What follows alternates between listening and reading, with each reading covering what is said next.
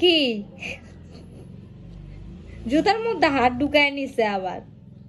হ্যাঁ এই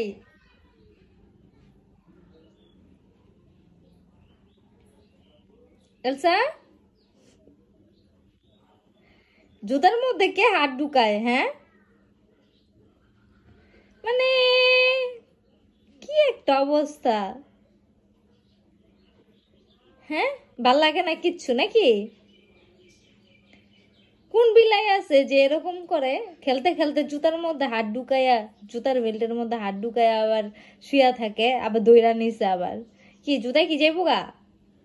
হ্যাঁ এই এদিকে তাকাও, আমার দিকে তাকাও। আচ্ছা